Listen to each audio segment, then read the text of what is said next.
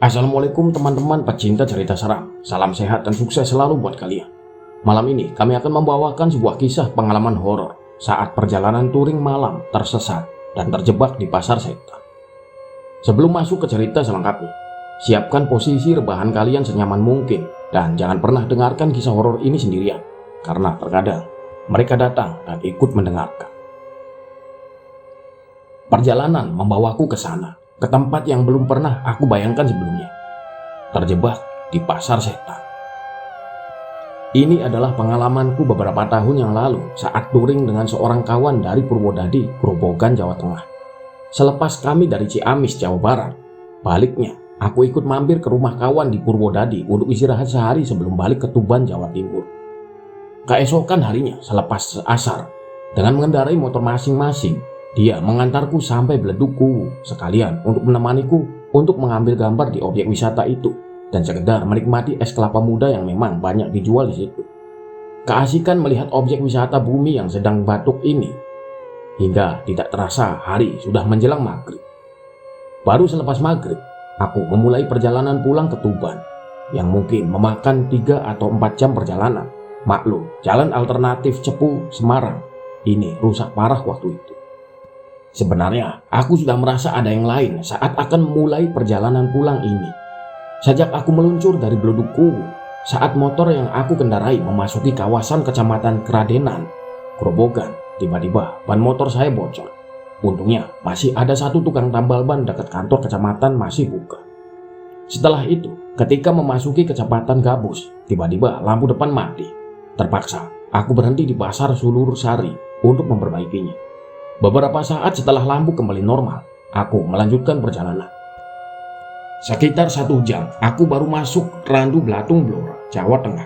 Sekitar 1 jam kemudian, melintasi area hutan jati, barulah aku sampai di wilayah Klopo Dhuwur, Blora yang terkenal dengan wong saminnya itu. Kurang dari 30 menit kemudian, aku sudah memasuki pusat Kabupaten Blora dan langsung mengambil jurusan Bojonegoro. Lepas dari batalion 410 Blora sekitar 500 meter, tiba-tiba tanpa sebab mesin motor mati. Sebelumnya ini belum pernah terjadi, di samping masih tergolong motor yang baru. Saat itu, sebelum berangkat touring, aku selalu mempersiapkan motor sesempurna mungkin. Sedikit jengkel, aku tepikan motor di tepi jalan dan memang jalanan itu masih ramai dari arah Blora menuju Bojonegoro, Jawa Timur. Belum sempat menyandarkan standar, aku dikejutkan oleh suara yang tiba-tiba oleh wanita tua. Dari mana datangnya, saya tidak jelas. "Mas, boleh minta tolong?" tanya wanita tua itu. Aku menoleh ke arah nenek yang menyapaku itu. "Apa yang bisa saya bantu, Mbah?" jawabku. "Mbah boleh ikut numpang sampai Bojonegoro. Mau naik ojek?" "Mbah tidak ada uang, nak," kata nenek itu bernada memelas. "Oh, monggo Mbah, kebetulan nanti saya lewat situ. Tapi sabar dulu ya Mbah, motor saya agak rewel. Saya akan cek dulu mesinnya sebentar." Aku sama sekali tidak memperhatikan lagi wanita tua itu. Aku terus konsentrasi dengan motorku. Setelah mengecek kondisi mesin, ternyata tidak ada sedikit masalah apapun terhadap mesin motorku. Begitu mesin motor saya starter, langsung menyala. Aku segera melanjutkan perjalanan yang sebelumnya mempersilahkan wanita tua itu agar segera naik ke motor. "Pegangan ya Mbah," ucapku sambil aku lajukan motor. Namun kali ini aku hanya melajukan motor dengan kecepatan standar karena membonceng seorang wanita tua lagi. Waktu tertunda lagi 1 jam lagi untuk sampai ke rumah. Bau wangi dari wanita tua itu sebenarnya yang membuat risih, sebab bau wanginya tidak seperti wewangian pada umumnya. Aku rasa wewangian itu aneh. Dalam pikiranku, nenek ini gaul juga. Ya, masa punya parfum tapi tidak punya uang untuk ojek. Namun, aku tidak mempedulikannya. Aku anggap bau wangi seperti ini sama dengan wewangian wanita yang ada di kampungku juga. Umumnya, pada halatan hajatan seperti kebiasaan mereka memakai wewangian. Namun ya itu tadi, sangat menyengat. Dalam perjalanan tidak banyak yang aku bicarakan dengan nenek itu. Sebatas mengingatkan untuk pegangan saja. Di samping itu, aku harus berkonsentrasi mengemudikan motor. Ketika memasuki Kecamatan Bogorejo, Blora, aku mencoba bertanya pada wanita tua itu. Tapi sama sekali tidak ada jawaban dari wanita itu. "Ah, tidak dengar mungkin," Barangkali pikirku. Karena waktu aku tanya sama dia, kondisi motor sedang berjalan. Sampai di dekat pasar Bojonegoro, aku bertanya lagi pada wanita itu. Namun, tetap tidak ada jawaban. Aku tepikan motor di dekat simpang tak jauh dari pasar dengan tujuan hendak bertanya kembali kepada wanita itu. Namun, saat aku menoleh ke belakang, aku sangat terkejut. Aku tidak melihat apapun. Wanita tua yang aku bonceng raib entah kemana perginya. Sekedar informasi, jalan alternatif dari Blora menuju Kenduran, Tuban, Jawa Timur ini adalah jalan sempit dan sebagian besar melewati areal hutan jati perhutani. Karena sudah merasa terlambat dan semakin beranjak malam, aku berusaha tidak peduli apa yang baru saja terjadi, sekalipun dalam hatiku penuh tanda tanya.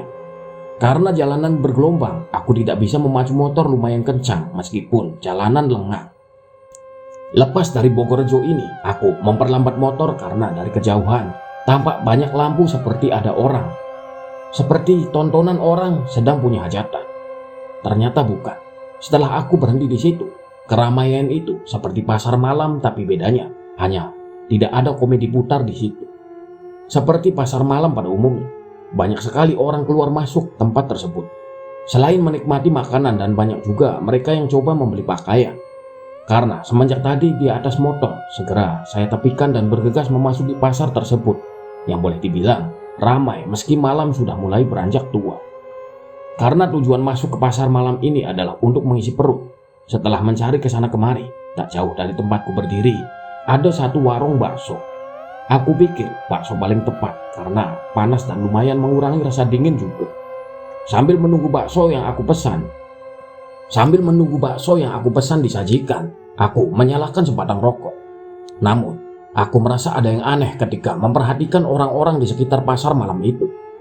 Dalam hatiku bergumam, aneh sekali, pandangan mereka kosong semuanya. Banyak suara riuh rendah tapi mulut mereka tidak ada yang berbicara. Lalu itu suara dari mana? Biasanya orang di desa selalu bertegur sapa sekalipun mereka tidak saling kenal. Dan kali ini bulu kuduku mulai meremang. Namun aku berusaha tetap tenang karena aku menganggap itu adalah angin yang berhembus perlahan. Sekalipun pasar malam tersebut hanya diterangi dengan cahaya lampu-lampu pertomak, namun suasananya terang dan ramai.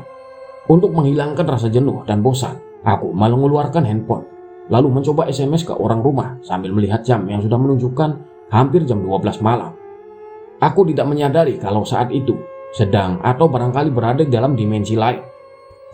Kemudian, aku masukkan lagi handphone dan melepaskan lagi pandangan ke arah balik aku duduk. Aku mendapati pasar malam yang mulai sepi. Bahkan hampir separuh wilayah pasar malam yang tadi aku lihat tinggal sebagian saja. Sama sekali masih belum menyadari apa yang aku alami. Aku menganggap kalau sebagian orang sudah membereskan dagangannya karena sudah larut malam. Aku masih tetap santai kembali. Aku melihat ke arah warung tempatku memesan bakso. Penjual bakso itu tampak sibuk karena melayani orang yang lebih dulu dariku.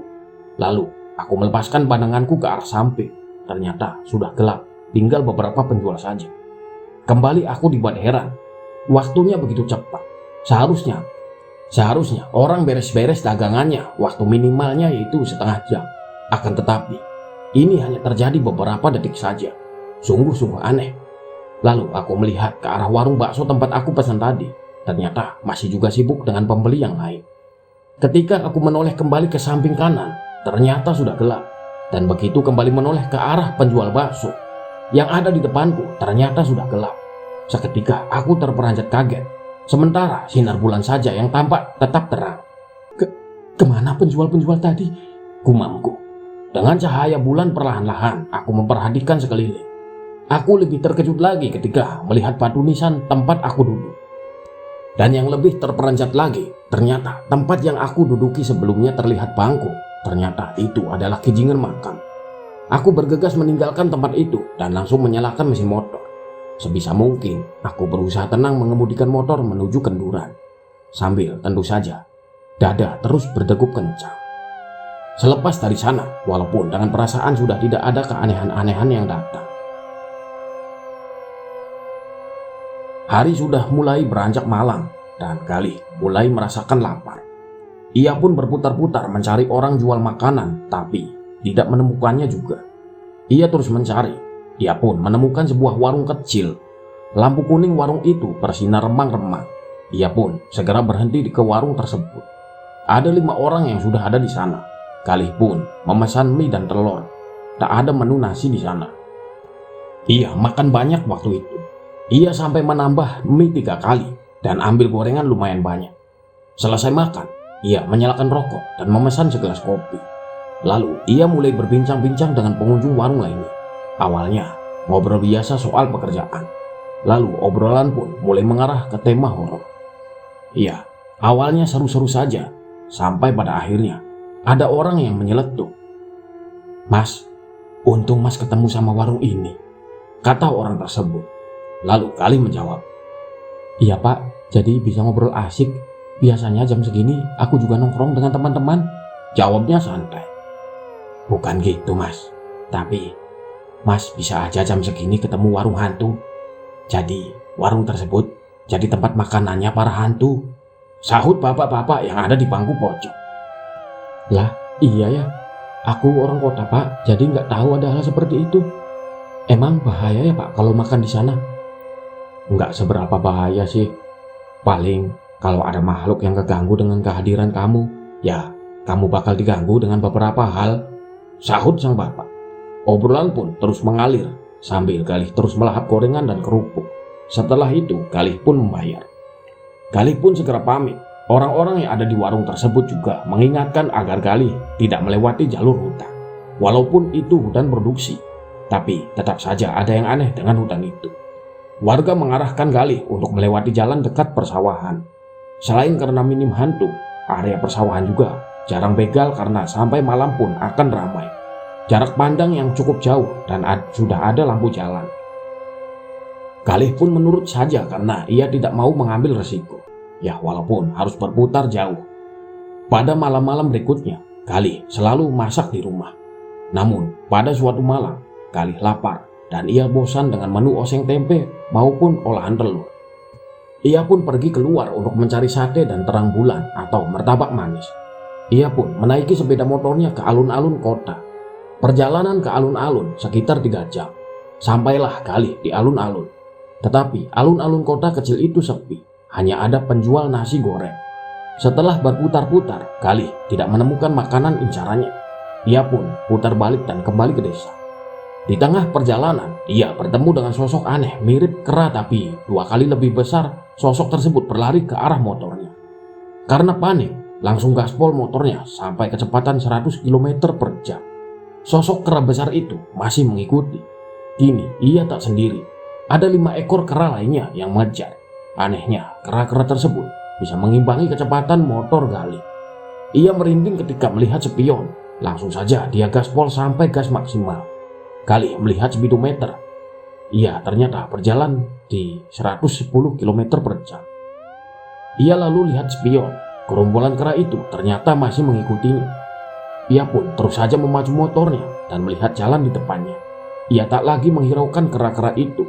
Jalanan gelap, minim penerangan membuat Galih agak kesulitan. Ia pun berkeringat.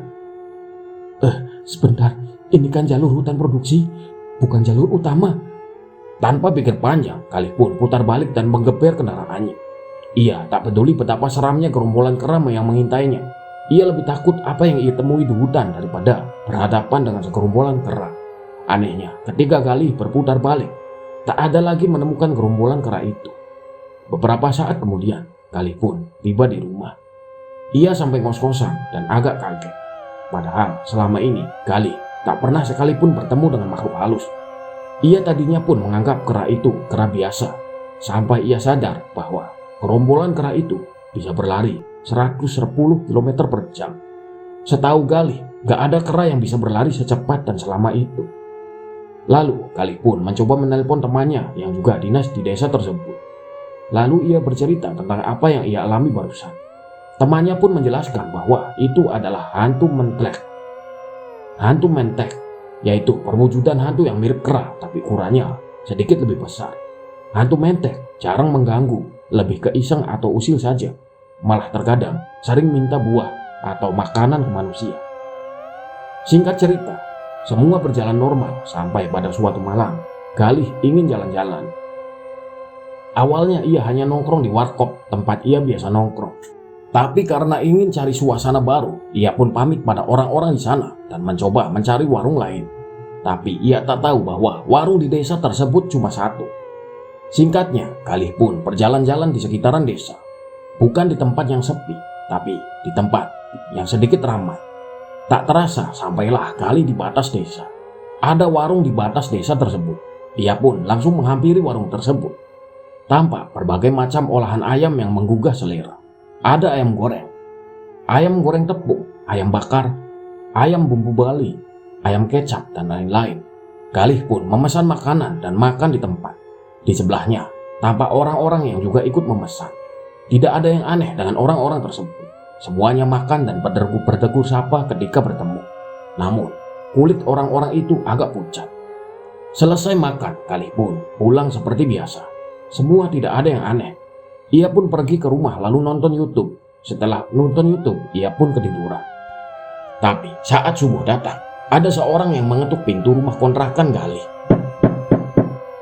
Galih pun mengintip dari jendela dan ternyata Pak Kiai yang mengetuk pintu rumahnya. Galih pun mempersilahkan Pak Kiai untuk masuk dan Pak Kiai segera berbicara.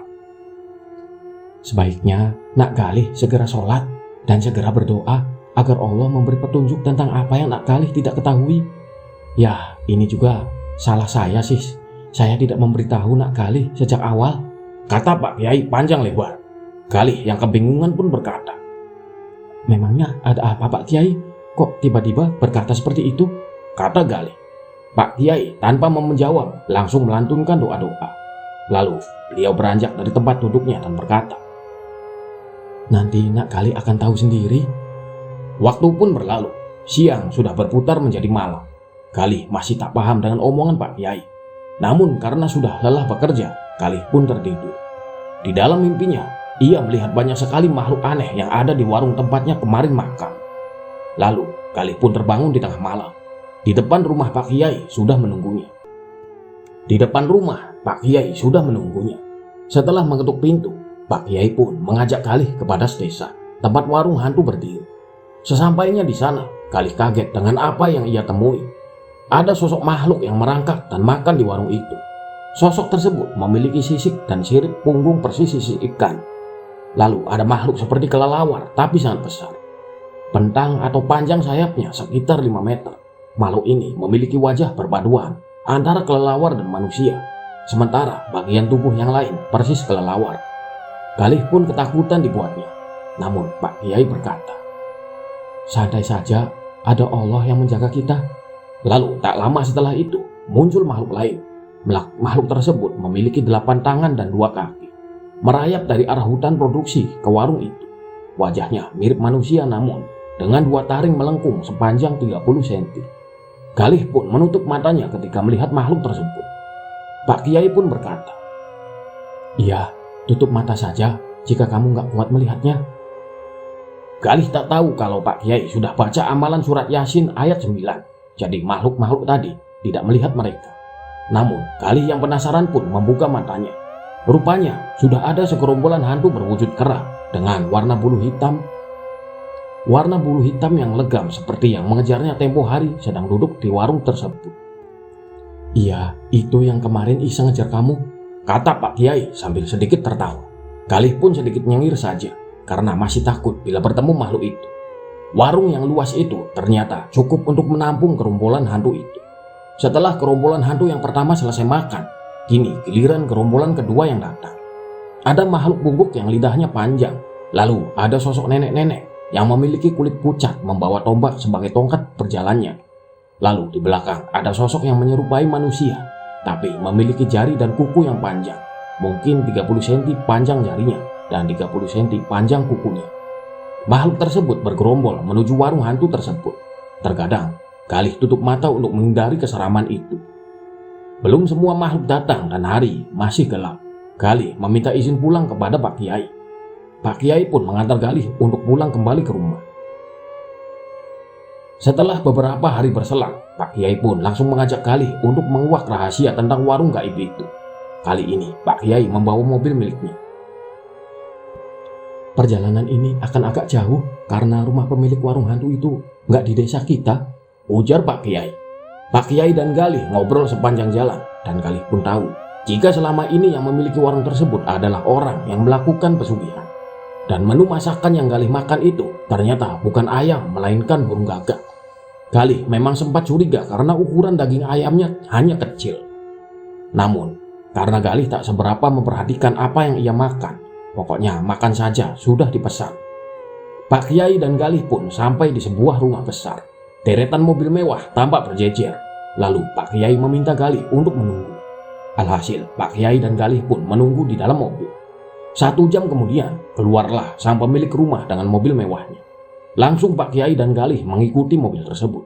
Setelah diikuti, ternyata orang itu sampai di suatu tempat yang dipenuhi burung gagak di sangkar. Tempat tersebut sedikit tertutup, jadi Pak Kiai dan Galih harus mendekat untuk melihat. Mereka melihat gagak-gagak itu disembelih sambil dibacakan mantra-mantra. Lalu gagak tersebut dimasak seperti biasa. Darahnya sebagian dituangkan. Sementara itu, kepala-kepala gagak ini dikubur di pohon besar di dekat lokasi penyembelihan dan pemasakan. Tak pernah ada yang curiga jika mereka masak daging dan darah gagak. Ya, karena tempatnya yang agak jauh dari pemukiman warga.